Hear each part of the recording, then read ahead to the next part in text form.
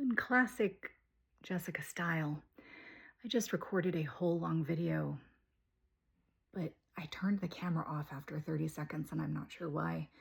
So anyway, to sum up, I'm here in my room in my Labyrinth t-shirt to talk about my immediate to-read pile, which is a situation that is no longer tenable, if you will. I have so many books on my immediate to-read list. Some of them are leftovers from the World Fantasy Awards that I judged last year. They were books that either weren't eligible but got sent to me, or they were books that one of the other judges had read first and said, you know what, this is great, you should read it later, but it's not going to be like in the awards, or they weren't going to vote for it, you know. But we all put a stack of things aside to read.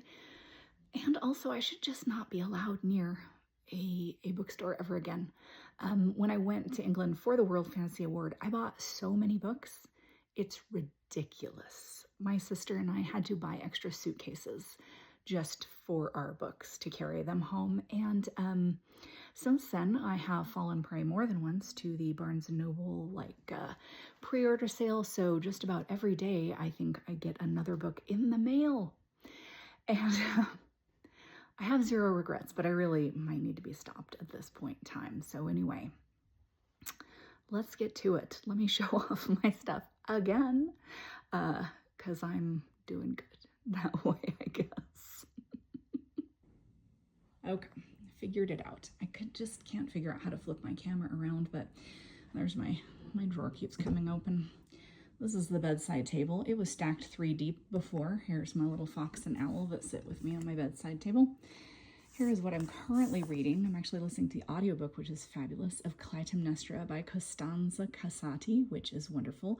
Obviously, I've always been obsessed with mythology, all kinds of mythology, Greek mythology. Loved the new Odyssey movie. Have seen it twice and am now back into my mythology business. So, reading all the mythology books I can get my hands on and rereading the ones I've already read.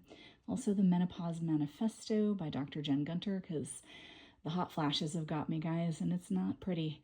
And I love Dr. Gunter, and I think she's amazing, and it is so interesting. This is the overflow basket that I just can't even look at right now, and it was actually stacked up about this high before, and this is my library cart that I bought for the World Fantasy Awards, and then frankly the book mail laughed at me.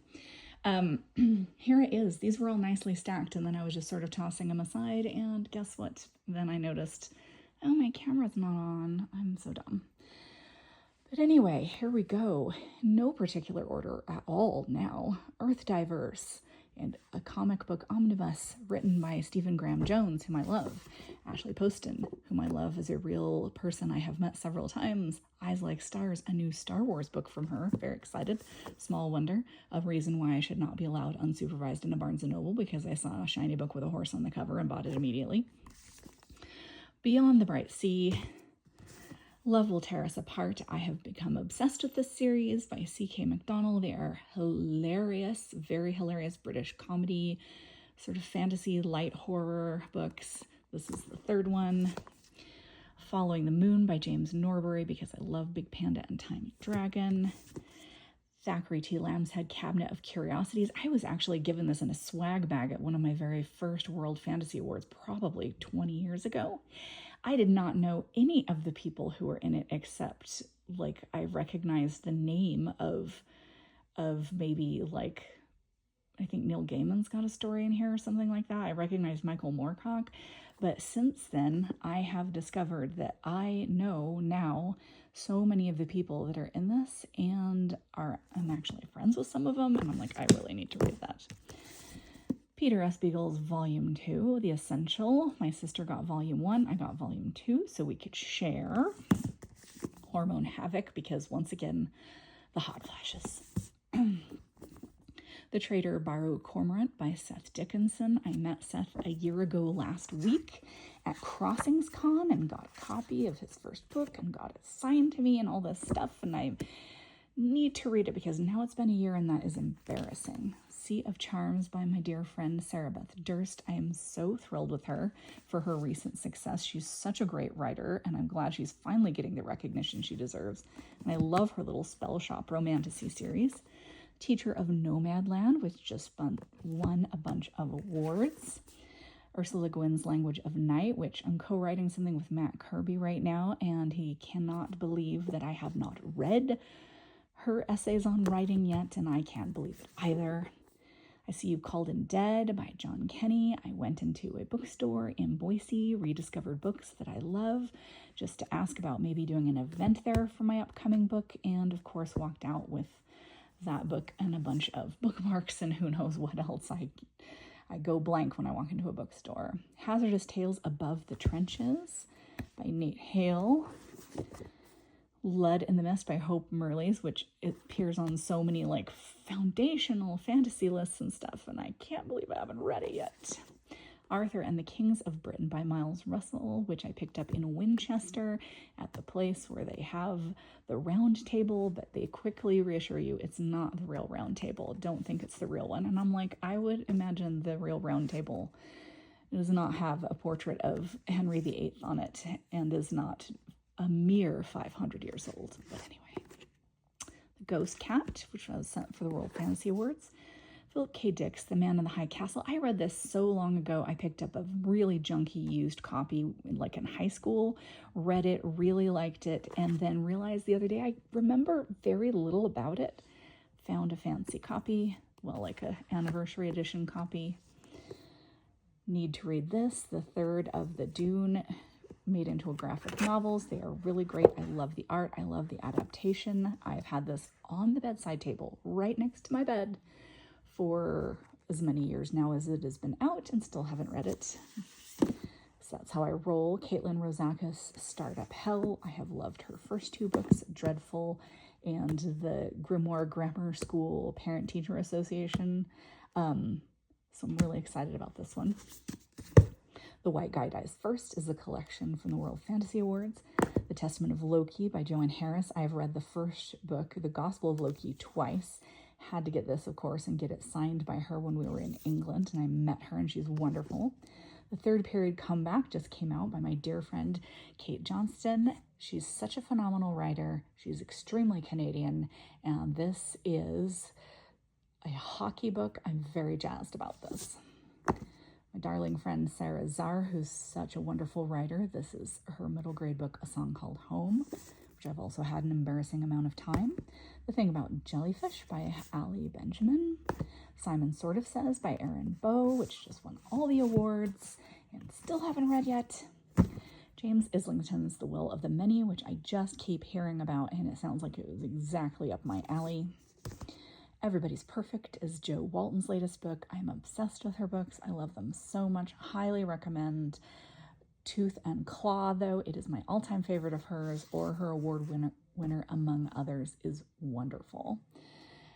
Yumi and the Nightmare Painter by Brandon Sanderson. Bought this for my oldest son, who is currently on an LDS mission, and because I was somewhere with Brandon, and so I bought it and got it signed, and my son's coming home in like 3 weeks, and I still haven't read it yet. I was going to read it and have it just be in his room when he got home, so I need to get on that. The Everlasting by Alex E. Harrow. Loved all her other books. Wings of Reverie by Anna Bright. I am the audience for fantasy books, or romantasy books about the Pixie Hollow fairies. When my daughter was a toddler and she was so into those Tinkerbell Pixie Hollow movies, and she was obsessed with them, and she was dressed like the characters, and she had all the dolls, and I was sort of watching over her shoulder, I was into it for the drama, the romances, the star-crossed lovers. I was so excited when they started doing these like upper teen romances about some of the characters. I can't even tell you. They are for me. Somebody's like, who is this for? These Pixie Hollow movies for toddlers? And I was like, they are for the moms. Anyway, Diary of a Wimpy Kid Party Pooper, because I love the Wimpy Kid books. He's such a horrible child, and I just am so amused by them. The Odyssey by Homer, the Emily Wilson translation. I have never read Emily Wilson's translation. I've read two other translations of The Odyssey, studied it in college. Really excited about this because, once again, obsessed with the movie. Whispers to a Crow by Tristan Gray, which is a short story that I picked up when I met Tristan at the World Fantasy Awards. All Roads Lead to Rome by my darling friend Shamile, who signed it and sent me this copy with a cute little note that I'm keeping in there because she is such a doll and I love her books. P.G. Woodhouse's Just Enough Jeeves. I picked this like complete Jeeves books thing up at a library sale many years ago, and I have just one of the books left I haven't read yet. Rogue Community College is a World Fantasy Award book. Wendy's Ever Afters by my friend Julie Wright. It is signed to me. It is a very special book, and I will read it soon.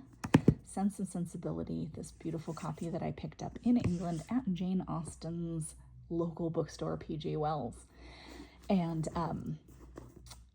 obviously I've read it before. I just wanted to reread the pretty copy soon. And my goal for my books that I bought in England when I was there last year over Halloween is to have all the books that I bought in England that I needed a whole new suitcase for, have them read by this coming Halloween. So I need to get on that. Son of Blood and Ruin. I started reading this. I was so into it. It is a Zorro story. I am very excited about it, and then realized that it actually was published too late to be considered for the World Fantasy Award.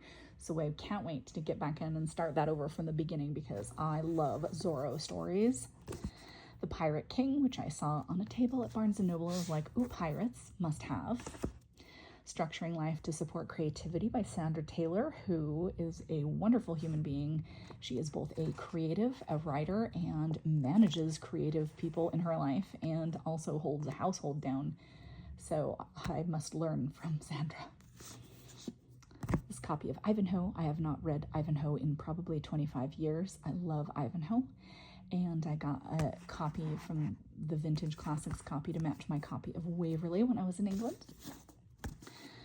Peter O'Rulian and Brandon Sanderson's new book, Songs of the Dead. I'm very excited about. Love both of those boys. So fun. Stella Gibbons, Westwood. She wrote Cold Comfort Farm, which I love. Very excited for this book. The Heaven and Earth Grocery Store by James McBride. My mom's book club read, and then it was passed on to me to read. Heart of the Manor by Russell M. Nelson. From What 100 Years of Living Have Taught Me. I wish to know what 100 years of living have taught him. Lady Flyer by Heather B. Moore. She's also a friend of mine, and this book's supposed to be very good and was also one of my mom's book club books. The Daring of Della Dupree by Natasha Lowe. I've read all the other books in this series. My daughter read them. We loved them. I love witch stories. Haven't read that one yet. Mary Renault, The King Must Die. I love her books. I was so into them because, hello, they're mythology, when I was a teenager, and have not read this one ever. The Swifts, Gallery of Rogues. It's the second book in the Swift series. I read the first one out loud to my kids, but I'm just going to read this one myself and let them read it themselves. Darwin's Dragons, which I picked up in England to read aloud to my kids, because look at that cover. Malice by John Gwynne. I met him in England. He was great, real cool guy. Had to get a copy of his book signed, of course. In the Shadow of the Falls, a World Fantasy submission. Enchanted Lies of Celeste Artois as a World Fantasy submission. The Hushed is one. That Which Stands Outside by Mark Morris. I mean, look at this. On an isolated Nordic isle, ancient forces awaken. Obviously, this book was tailored specifically to me, and I need to read it, but I need to read it full lights on when my husband isn't out of town. In the Garden of Monsters, which is a World Fantasy Award book. Gamera and Nebula by Mackenzie Lee. Because I do love me some Mackenzie Lee, and also some Marvel. Original Grace by Adam S. Miller, which is a book that was highly recommended to me after my dad passed, and my sister read and loved, and I still haven't gotten to it. In the Hour of Crows, a World Fantasy Award book. The Book of Gold is a World Fantasy Award book. Tom's Midnight Garden is a book I picked up in England. I know of it. I have never actually read it. I got it to read aloud to my kids because it's a pretty anniversary edition. Garden of Delights is a World Fantasy Award book. Fathom Folk was a World Fantasy Award book. Gorse was a World Fantasy Award book. Between Dragons and Their Wrath is a World Fantasy Award book. Joe R. Lansdale's In the Mad Mountains. Stories inspired by H.P. Lovecraft. I don't love Lovecraft. I mean, first of all, he was a terrible person and a racist, but I also just never really got into his stories. I think they're dumb, to be perfectly honest, but I do like Joe Lansdale. I've read a couple of his stories and really liked them. One of the other judges for the World Fantasy Award said, listen, no matter what you think about Lovecraft, Lansdale is quite the writer, and these stories are actually very good. So I'm going to give them a try. Archangels of Funk, World Fantasy Award. Nine Tails, World Fantasy Award. Warriors of the Wild, not a World Fantasy Award book, but a book by my friend Trisha that I got signed because I didn't own a copy, and it's about Vikings. When I saw her at a signing the other day was probably last year, who even knows, time has no meaning. Tailored Realities by Brandon Sanderson. The House in Cornwall, because I was such a Noel Streatfeild girl as a kid. Ballet shoes, skating shoes, obviously my favorite, but also The Children Upstairs, and this is like a lesser known one of hers that they've just put back into print. Very excited about that. We'll probably read it aloud to my kids. The Sky Was Ours is a World Fantasy Award book. This collection, Out of the Window into the Dark, is a World Fantasy Award book that I should have read. I just ran out of time, but it was nominated. It's very good, apparently. Sanctuary of the Shadow, World Fantasy Award.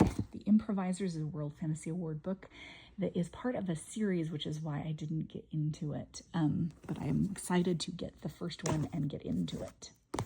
Sour Cherry, World Fantasy Award book that was actually published too late to be eligible, but look at that cover. I am all in. Mountain Crown is a World Fantasy Award book. The Heart of Winter is a World Fantasy Award book. The Runes of Engagement is a World Fantasy Award book. Oh, I'm so behind. I feel so bad. The Night Ward is a World Fantasy Award book. It's not even that I'm behind at this point. I don't have to read these, but they looked really good, and I didn't get a chance. Ludluda. I have talked before on my videos about Gog Magog. This is basically the second half of a two-part book. The first half was called Gog Magog, that I was obsessed with. It is so fantastic. Absolutely love it. Very excited to dive into the second one, but it needs to have like my full attention, if you will. This book of folk horror, short stories, edited by Paul Kane, Emery O'Regan. I didn't get a chance to read World Fantasy. Yes, the headlining story is apparently Neil Gaiman. I'm not going to read that, but John Connolly, whom I absolutely adore. Lee Murray, who is one of the other judges, who is just a doll and a heck of a writer. She also has stories in there, so I'm not a horror person, but I did want to read their books. How was our rage? I shouldn't be allowed alone in a bookstore. Look at this copy of The Princess Bride. I already own a copy of The Princess Bride, but I probably haven't read it in 30 years. Read it several times as a teen. Look at these sprayed edges. Had to have it. Might read it aloud to my kids. When I Opened in That Other Place is a World Fantasy Award book that looks very interesting. Foul Days is a World Fantasy Award book. The Bookshop on the Corner by Jenny Colgan is one of my mom's book club books from last year. And I love the Flavia Deluce books by Alan Bradley, who sadly just passed away. And I've been getting the hardcovers gently used through Abe Books online, and just realized just now that I actually have ordered this one twice and now have two very good condition hardcover copies of it, and I don't know what to do with the other one. But Speaking from Among the Bones is another one of those that I only have one of, so I'm looking forward to reading just one of it. That's the lineup, kids. That's what mommy has to read. I am looking forward to it, but it's a lot now that I look at it. It's really a lot. Oh my gosh, it's a lot. The little capybara hiding in the sheets is like, I have to turn my back to you, ma'am, because that's too many books. Anyway, someone keep me from ever going in a bookstore again, and I'll talk to you later. Bye.